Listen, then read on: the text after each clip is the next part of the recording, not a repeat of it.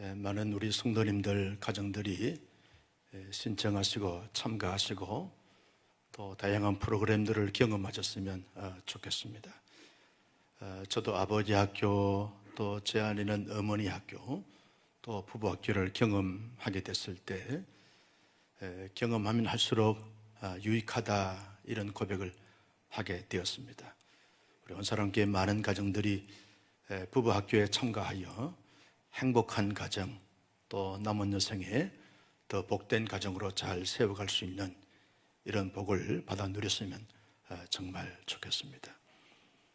이번 연휴는 추석 명절 연휴 기간입니다. 우리 성도님들이 추석 명절 잘 보내시고 행복한 한가위를 이렇게 보내시길 바랍니다. 우리 좌우를 보시면서 눈인사하겠습니다. 사랑합니다. 축복합니다. 잘 될 것입니다. 명절 잘 보내시길 바랍니다. 혹자는 그런 말을 했습니다. 사람들의 삶은 두 가지로 나눌 수 있다. 하나는 보은의 삶을 사는 사람이 있고, 또 하나는 배은의 삶을 사는 사람들이 있다. 그렇게 말한 바가 있습니다.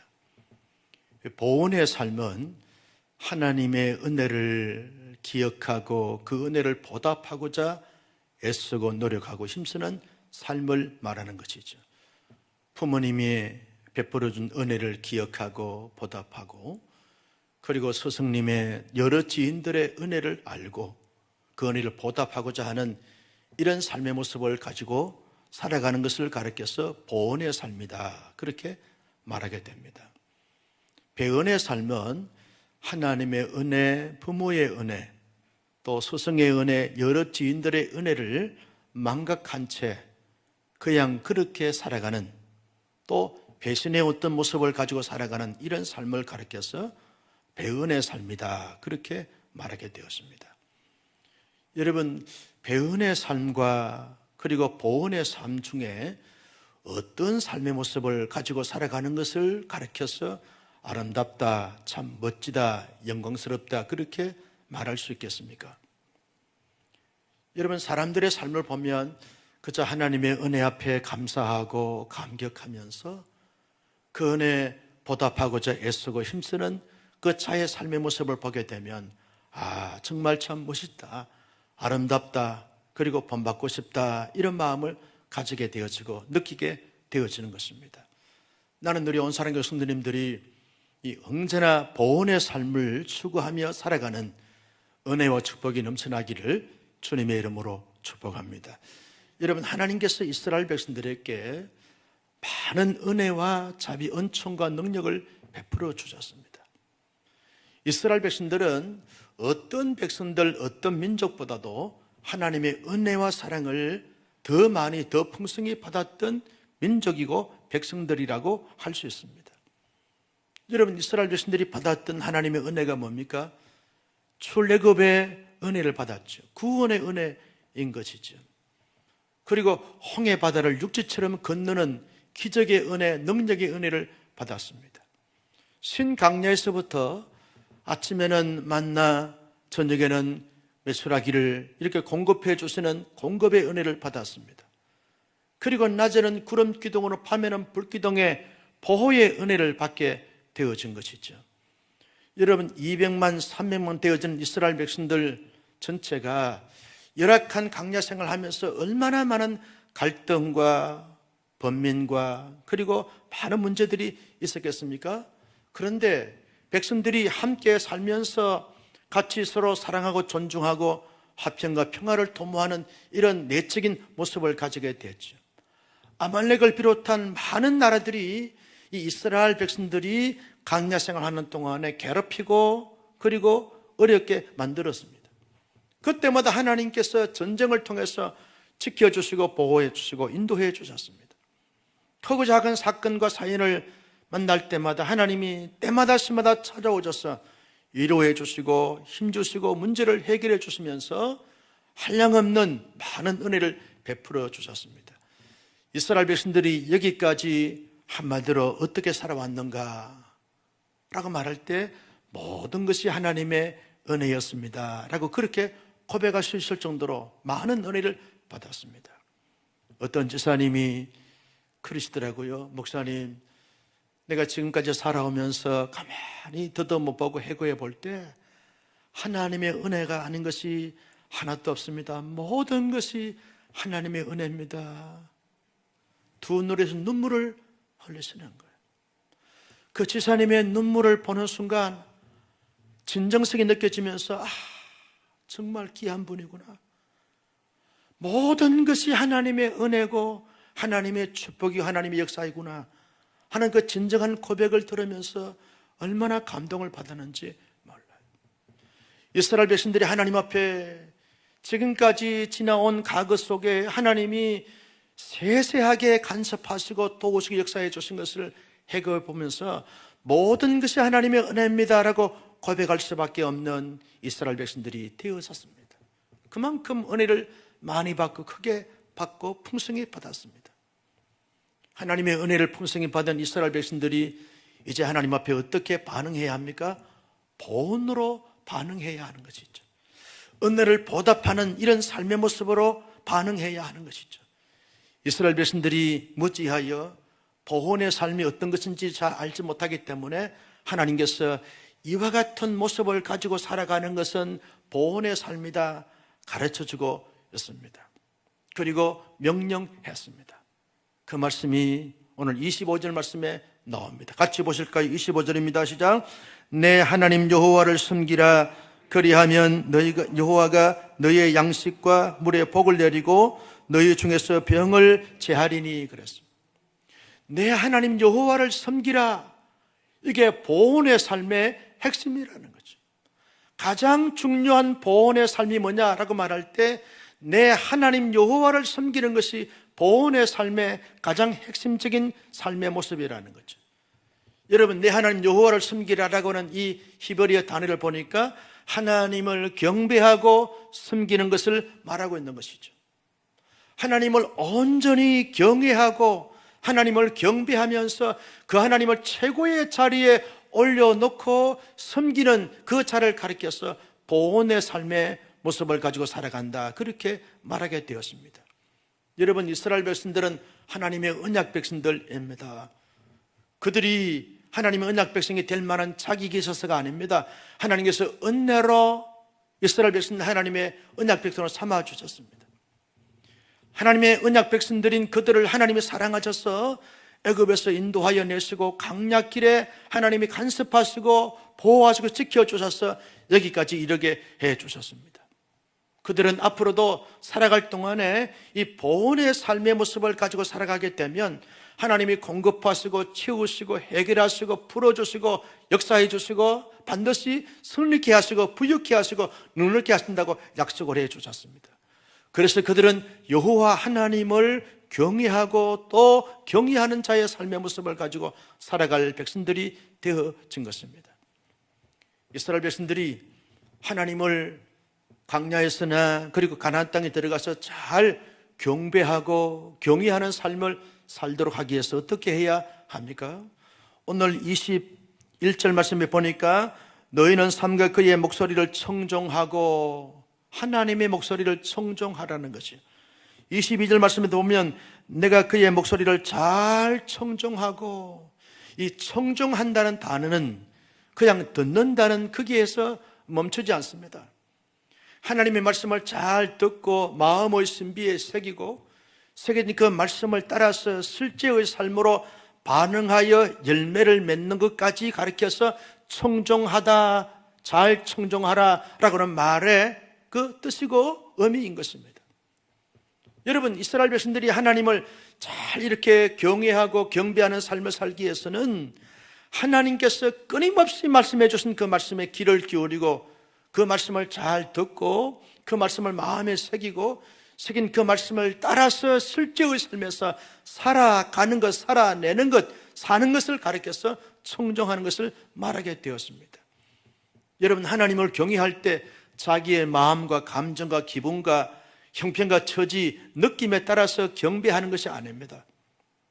하나님께서 말씀하실 그 말씀을 잘 듣고 새기고 그 말씀의 원리를 따라서 그 말씀의 길을 따라서 하나님 앞에 나아갈 때 이것이 하나님을 기쁘시게 해드리는 경배이고 그리고 경외하는 자의 삶의 모습이 되어진다. 그것을 말씀해 주고 있습니다. 여러분, 이스라엘 백성들이 하나님이 기뻐하시는 경배를 잘 하기 위해서 어떻게 해야 하는 것입니까? 오늘 24절 말씀에 보면 이렇게 말합니다. 너는 그들의 신을 경배하지 말며 섬기지 말며. 그랬어요. 앞으로 이스라엘 백성들이 가나안 땅에 들어가게 되었으면 하나님을 잘 경배하고 경배하는 백성들이 되어야 되는데, 그런 경배를 잘하기 위해서는 가나안 땅에 있는 모든 우상들을 숭배하거나 섬기지 않는 가운데서 유일하게 하나님만을 경배하고 하나님만을 참된 신으로 인정하면서 섬기는 자의 삶의 모습을 가지게 될 때 하나님이 기쁘게 받으시는 경배가 된다. 이것을 말씀해 주고 있습니다.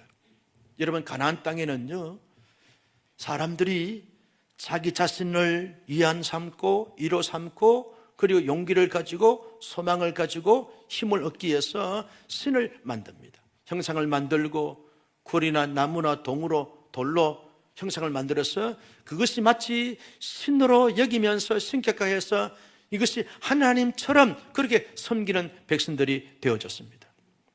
그 신을 잘 섬기게 되었으면 그 신이 부유의 어떤 복을 주신다. 그리고 다산의 복을 주신다. 그렇게 해서 마치 우상 숭배가 만연되어졌습니다. 그런데 하나님을 섬길 때는 그런 우상과 함께 섬기는 것이 아니라는 것이죠.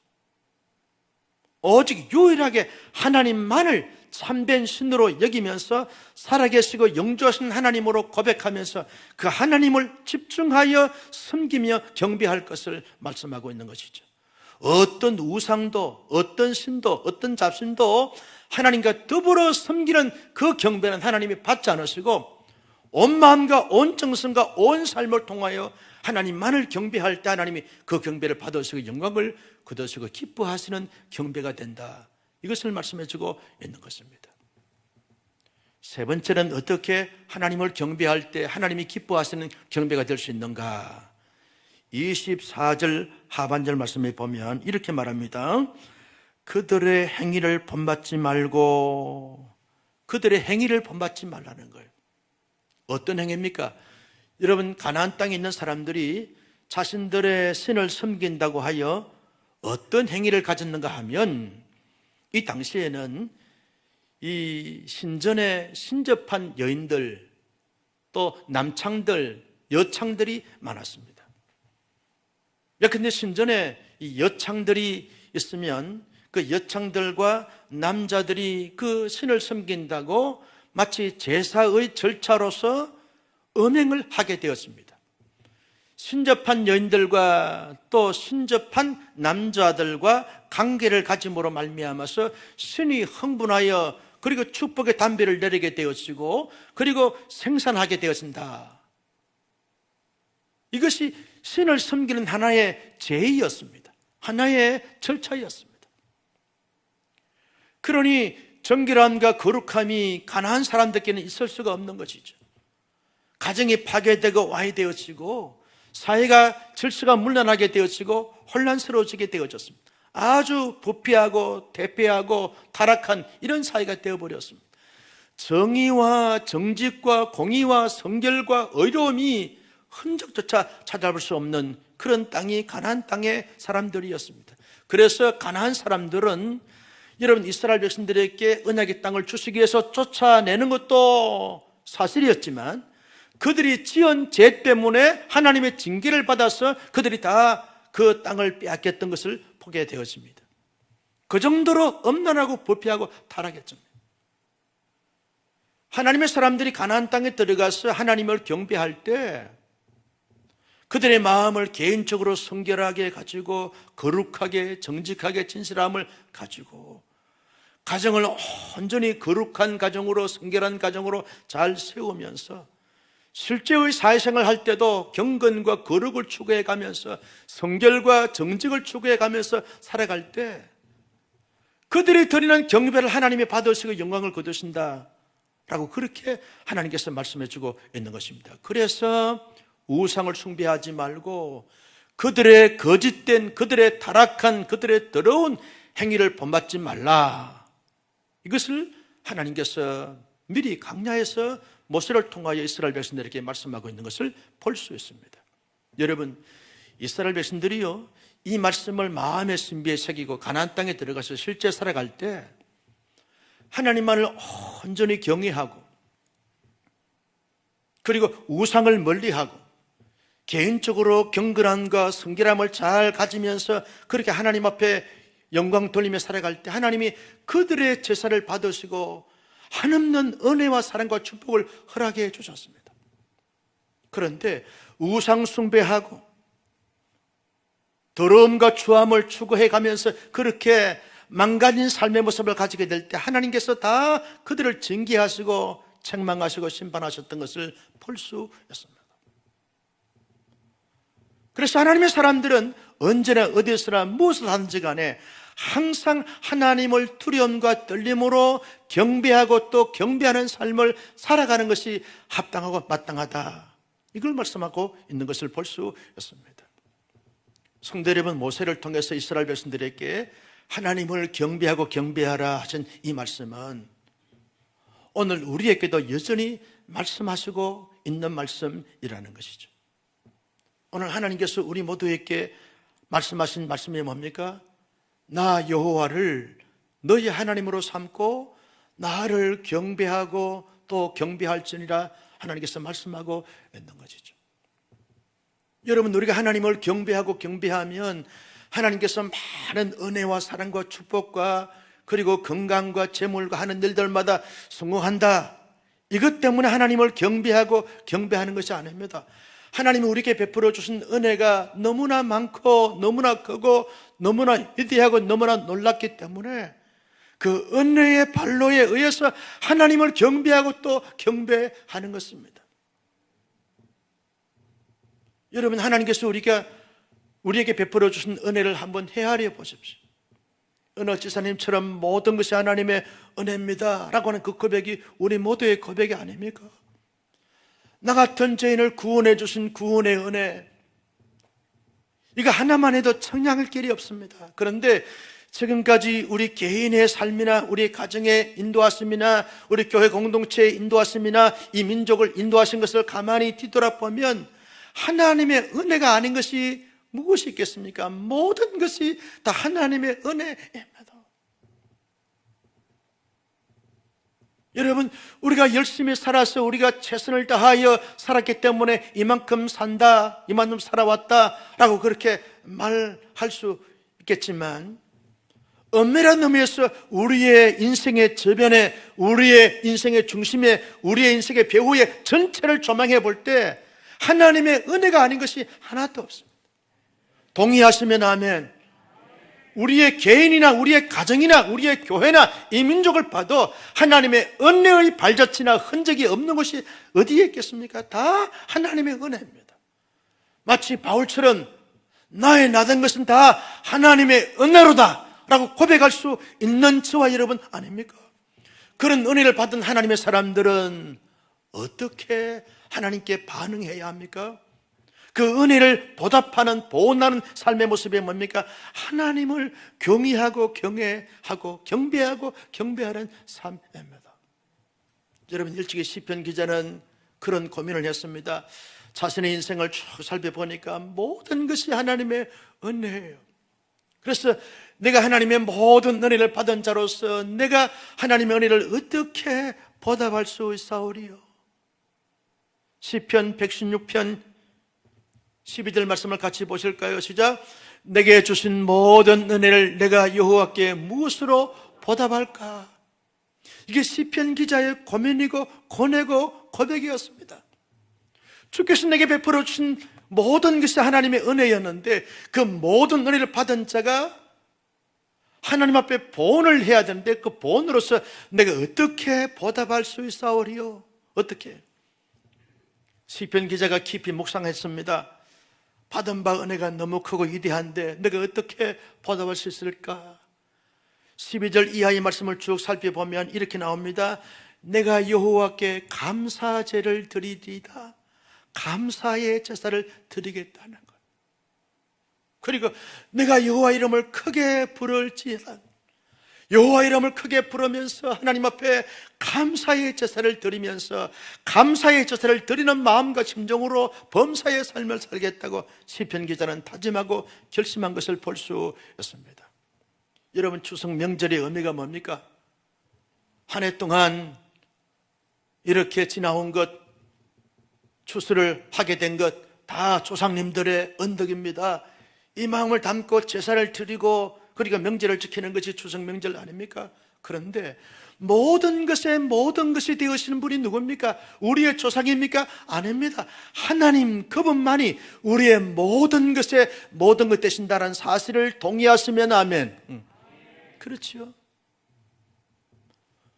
우리의 모든 것에 모든 것 되시는 분 하나님이세요. 그래서 추석 명절에는 하나님을 경외하는 날이고 하나님을 경배하는 주간으로 삼아가야 될 줄로 믿습니다. 하나님을 경배하고 경외하는 것이죠. 나는 우리 온사랑 교수님들은 이 명절 연휴를 잘 보내시면서 이 한 주간 보내면서 또 명절을 지키면서 살아계시고 영존하시고 만왕의 왕이 되시고 모든 것에 모든 것 되시고 한량없는 은혜를 베풀어 주신 그 하나님께 진심으로 전심을 다하여 경배하고 경배하는 삶을 살아갈 수 있기를 예수님의 이름으로 축복합니다. 어떻게 하나님을 경배하고 경배하면 하나님이 기쁨으로 받으시는 경배가 될 수 있을까요? 그 첫째는 믿음으로 경배해야 하나님이 기쁘게 받으시는 경배가 되어진다는 것입니다. 믿음으로 드려야 하는 것이죠. 말세지 말이 되어지면 참된 믿음을 보겠느냐 말씀하셨습니다. 지금 이 코로나 팬데믹 가운데서 참된 믿음을 보겠느냐 주님이 말씀하고 있는 것입니다. 많은 사람들이 믿음의 자리에서 떠납니다. 이탈되어집니다. 힘드니까, 답답하니까, 우울하니까, 침울하니까, 모든 것이 안 되니까 믿음의 자리를 떠나는 것입니다. 그래서 사람들이 농담 삼아서 그렇게 말합니다. 아직도 믿냐? 아직도 믿냐? 아직도 믿음으로 예배하고 믿음으로 기도하고 믿음으로 찬양하고 믿음으로 사역하냐? 라고 사람들이 비아냥거리는 가운데 우리가 살고 있습니다. 사람들이 세상이 어떻게 말하고 평가하고 폄하하든 상관없이 저와 여러분들 하나님 앞에 경배하고 경배할 때 하나님은 살아계시고 역사하시고 영존하십니다. 지금도 하나님은 부단히 일하시고 계십니다. 우리를 살펴주고 계시고 우리와 함께 계십니다 라고 하는 분명하고도 확실한 믿음을 가지고 그 믿음의 바탕 위에 하나님을 경배할 때 우리의 경배를 받아주시는 줄로 믿습니다. 여러분, 창세기 4장에 보면 두 사람의 제사가 나옵니다. 한 사람의 제사는 아벨의 제사가 나오고 또 한 사람의 제사는 가인의 제사가 나옵니다. 하나님은 아벨의 제사는 받으시고 가인의 제사를 받지 않습니다. 가인은 장자입니다. 자기가 농사를 지어서 그 곡식을 다하여서 하나님 앞에 제사를 드렸는데 가인의 제사를 받지 않습니다. 아벨은 목축업을 해서 양의 첫 새끼를 잡아다가 피의 제사를 드렸습니다. 하나님이 받아주셨습니다. 가인의 제사를 받지 않으시고 아벨의 제사를 받아주신 이유가 뭘까요? 제사의 시간대를 잘 정해서 잘 드렸기 때문에, 정성을 다하여 제사를 드렸기 때문에, 양의 첫 새끼를 잡아서 피의 제사를 드렸기 때문에, 그리고 화려한 절차와 복잡한 절차를 잘 준비하고 잘 이렇게 그렇게 세세하게 조심해서 드렸기 때문에 받았습니까? 그렇지 않습니다. 아벨의 제사를 받으시고 가인의 제사를 받지 않는 이유가 뭡니까? 히브리서 11장 4절 말씀에서는 이렇게 말합니다. 같이 보실까요? 시작. 믿음으로 아벨은 가인보다 더 나은 제사를 하나님께 드림으로 의로운 자라 하시는 증거를 얻었으니 하나님이 그 예물에 대하여 증언하심이라. 그가 죽었으나 그 믿음으로서 지금도 말하느니라. 아벨의 제사는 믿음으로 드렸습니다. 믿음으로.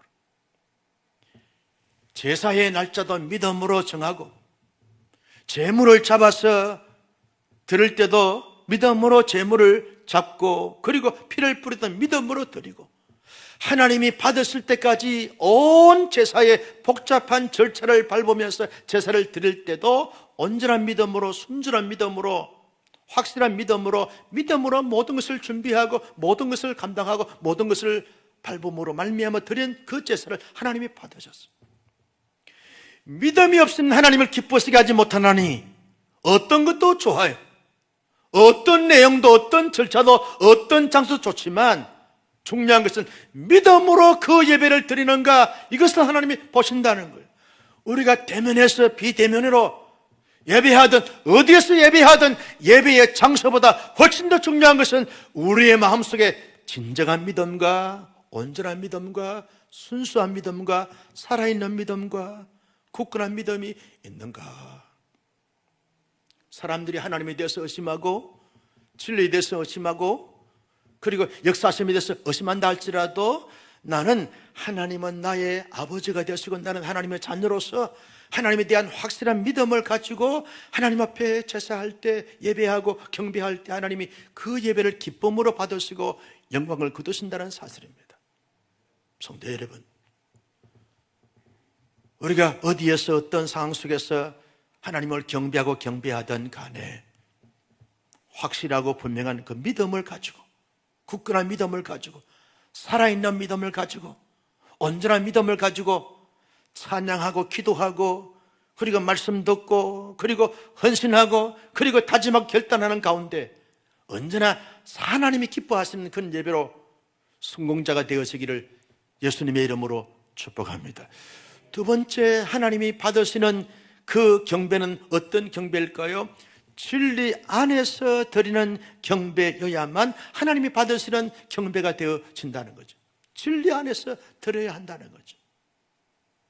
여러분, 이스라엘 백성들이 하나님이 말씀하십니다. 너희들이 가나안 땅에 들어가서 우상을 숭배하지 말고 섬기지 말지니라. 이것을 다 멀리하고 그리고 다 부수고 다 깨트리라. 하나님께서 그렇게 말씀을 하셨어요. 왜? 진리가 아니기 때문에 그렇다는 거예요. 진리가 뭡니까? 하나님의 말씀이 진리입니다. 그 말씀의 핵심이 누굽니까? 진리의 참된 진리는 예수 그리스도이신 줄로 믿었으면 아멘. 예수님만이 참된 진리였습니다. 그래서 예수님이 스스로 말씀하셨습니다. 나는 길이요 진리요 생명이니 나로 말미암지 않고는 아버지께로 올 자가 없느니라. 나는 길이요 진리요 생명이다 그랬어요. 예수님만이 참된 진리입니다. 예수 이외에는 어떤 것도 진리가 될 수 없습니다. 그래서 우상을 멀리하는 것입니다. 그래서 우상을 숭배하지 않는 것입니다. 그래서 우상을 깨뜨리고 우상을 부수는 것입니다. 왜? 진리가 아니기 때문에 그렇다는 거죠. 요즘 사람들이 그렇게 말합니다. 심지어는 신학자들까지도, 캐톨릭의 아주 대표적인 그런 신부님도 모든 종교에는 구원이 있다.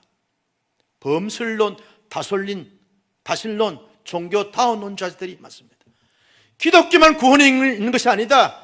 불교나 천도교나 유교나 어떤 것도 정말 정직하고 신령함을 가지고 경건함을 가지고 의롭게 삶을 살게 되었으면 거기에도 구원이 있다. 심지어는 아주 유명한 우리나라의 대표적인 신부님까지 어떤 것도 구원이 있다라고 그렇게 말한 바가 있었습니다. 여러분, 사람들이 그렇다고 해서 거기에 구원이 있습니까? 사람들이 기독교에 참된 예수님만이 진리입니다. 예수님만이 믿을 때 구원받을 수 있습니다. 그래서 기독교는 너무 폐쇄적이라고, 적폐의 대상이라고, 상종할 수 없는 사람이라고, 시대에 뒤떨어진 자들이라고, 너무 꼰대 같은 그런 이야기만 한다고 그러면서 폄하합니다. 무시합니다. 멸시합니다. 애면합니다. 조롱합니다. 천대합니다. 그렇다고 해서 모든 종교에 구원이 있습니까? 모든 종교에 구원이 있는 것이 아닙니다. 뭐로 가나 자러 가나 서울만 가면 되는 것이다. 말이 안 됩니다. 나로 말미암지 않고는 아버지께로 올 자가 없느니라. 오직 예수님만이 구원이요, 예수님만이 진리요, 예수님만이 생명이요, 예수님만이 참된 구원자인 줄로 믿습니다. 진리는요, 타협할 수 없습니다. 진리는 언제나 분명한 것입니다. 이거는 생명을 걸고 지켜야 될 이 참된 진리인 것입니다. 그래서 여러분, 우리의 마음속에 예배를 드릴 때도, 하나님을 경배할 때도 내 안에 예수님 중심인가, 예수 밖에 어떤 것이 중심이 되어 있는가, 내 마음의 보좌에 예수님이 최고의 자리에 앉아 계시는가, 아니면 내가, 내 자아가, 내 욕망이, 내 욕구가, 내 인기가, 내 명예가 최고의 자리에 앉아 있는가를 늘 살펴보고 점검해 봐야 합니다. 하나님이 받으시는 예배는요, 예수님을 통해서 드려지는 그 예배, 예수님의 이름으로 올려드리는 그 기도, 예수님과 함께하는 그 찬양을 드릴 때 하나님은 그 예배를 받으시고 영광을 거두시게 되어진다는 것이죠.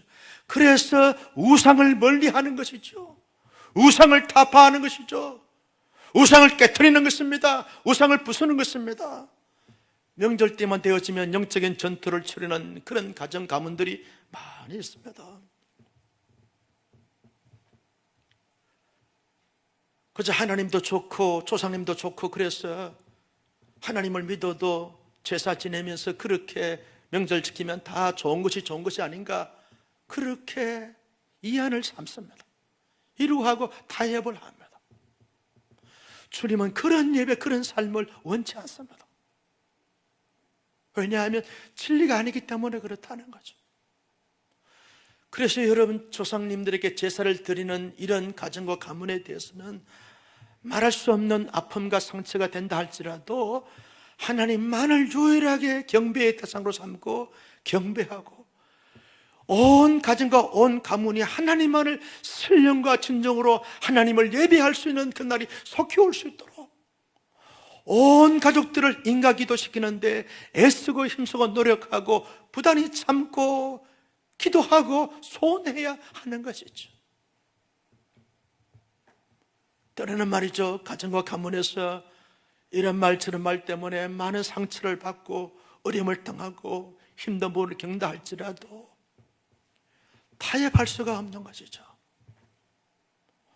온전히 하나님만을 경배할 수 있는, 예수 참된 진리 되신 예수 그리스도와 함께 예수 그리스도 이름으로 예수님을 통해서 하나님 앞에 나아가 하나님을 예배함으로 말미암아 하나님이 영원히 받으시는 기쁨의 제사, 기쁨의 예배, 기쁨의 경배를 드리는 하나님의 사람들이 다 될 수 있기를 예수님의 이름으로 축원합니다.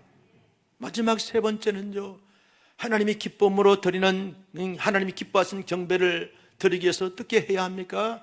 우리의 모든 삶 전체가 하나님을 예배하고 경배하는 심정과 삶의 모습을 가지고 살아갈 때 여러분, 하나님은 그 예배를 기쁨으로 받으시고 영광을 거두시게 된다는 것입니다. 여러분, 혹자는 그런 말을 해요.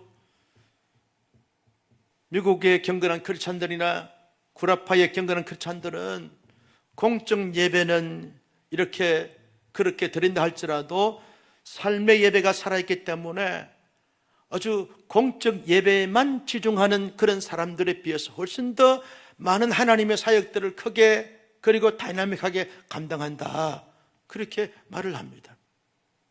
그러면서 반면에 우리 한국교회 성도들은 공적 예배는 잘 드리는 삶의 예배는 너무너무 약함으로 말미암아 세상에 빛이 되지 못하고 소금이 되지 못하는 경향들이 많다라고 그렇게 지적을 한 적이 있습니다. 마음 아픈 이야기죠. 여러분, 우리는 공적 예배를 드릴 때도 영과 진리로 하나님 앞에 예배를 잘 드리면서 동시에 삶의 예배도, 모든 삶의 예배도 하나님을 경외하고 하나님을 섬기는 마음과 심정으로 사람들을 대하고 관계망을 갖고 공동체를 세워가야 될 그런 사명이 우리 모두에게 있다는 거죠. 일주일의 삶을 아무렇게나 살고 세상 사람들과 똑같은 가치관과 삶의 기준과 삶의 모습을 가지고 살다가 주일이 됐으니까 신령과 진정으로 예배할 때 그 예배만 하나님이 받으시겠느냐? 아무도 그렇다 말할 수가 없습니다. 우리가 완전하지 못하고 온전하지 못하지만 범사의 모든 삶의 영역 속에서 하나님을 경배하고 예배하는 심정으로 삶을 살면서 공적 예배에 하나님 앞에 신령과 진정으로 예배를 드릴 때 그 예배를 하나님이 기쁨으로 받으신다는 거예요. 그래서 로마서 12장 1절 말씀에서 이렇게 말합니다. 같이 보실까요? 시작. 그러므로 형제들은 내가 하나님의 모든 자비하심으로 너희를 근하노니 너희 몸을 하나님이 기뻐하시는 거룩한 산 제물로 드리라. 이는 너희가 드릴 영적 예배니라. 너희 몸을 하나님이 기뻐하시는 산 제물로 드리라는 거예요. 우리의 몸이 교회만 와 있습니까? 그렇지 않습니다. 예배를 마치면 가정으로 돌아갑니다. 가정에서 일터로 갑니다. 사업의 현장에, 직장의 현장에, 그리고 사회적 이런저런 모임에 갑니다. 그런데 우리의 몸이 하나님의 거룩한, 하나님이 기뻐하신 산 제물로 드리라는 거예요. 이게 삶의 예배이고 범사의 예배인 것입니다. 가정주부는요, 가정 안에서 하나님 앞에 예배하는 심정으로, 하나님을 경배하는 심정으로 가정의 모든 것을 감당하고, 직장인들은 직장 속에서도 하나님을 예배하는 심정으로 그 모든 것을 감당해 가야 한다는 것이죠. 어떤 사람들과 만나서 교제하고 관계를 갖는다 할지라도 하나님을 예배하는 심정으로, 하나님이 기쁨으로 받으시는 그 예배로 이 삶의 모습을 가져야만 하나님이 기뻐하시는 제사가 되고 경배가 되고 예배가 되어진다라고 하는 사실입니다. 나는 우리 온상의 성도님들이 이번 추석 명절 연휴에 많은 사람들을 만나고 교제하고 관계를 가질 때마다 예배하는 심정으로, 하나님을 경외하는 심정으로 만나 교제하고 대함으로 말미암아 모두가 참 좋다고, 모두가 행복했다고, 모두가 유익했다고, 모두가 영적으로 성숙과 성장의 기회가 되었노라고 고백할 수 있는 은혜가 있을 수 있기를 예수님의 이름으로 축복합니다. 어제 점심 때 우리 교회 부목사 출신 담임 목사가 인사 와서 같이 점심을 같이 나누면서 티타임을 좀 가지고 이런저런 담소를 나누면서 이러도 하고 이러도 받고 그렇게 시간을 좀 보내드렸습니다. 좀 늦게 문자가 왔어요. 목사님, 그동안 목회하면서 이런저런 문제들로 말미암아서 많이 무겁고 힘들었는데 목사님하고 잠시 대화를 나누고 시간을 가진 그것으로 인해서 자기 마음에 굉장한 힐링이 됐다는 거예요. 안 믿어주는 눈치신데 얼마나 위로가 되고 힘이 되고 치유가 되고 회복이 되는지 모른다고. 그래서 목사님이 나의 멘토인 것이 너무너무 큰 감사와 기쁨이 되노라고 고백을 했습니다. 제가 답을 어떻게 보냈을까요? 목사님, 나도 마찬가지였다. 당신과 함께 교제하는 그 시간이 그렇게 애로웠다고 힘이 되고 그리고 많은 용기가 되노라. 여러분, 우리의 사람들과의 만남이 그런 만남이 되어져야 되지 않을까요? 가정 안에서 온 가족들이 모여서 서로가 서로를 대할 때 많은 갈등과 아픔과 차이 때문에 고민이 있을 수 있지만 서로가 서로를 대할 때 참 좋았노라고, 위로가 되고 힘이 되고 능력이 되고 지혜가 되어지고 모든 것을 감당할 수 있는 용기가 되었노라고.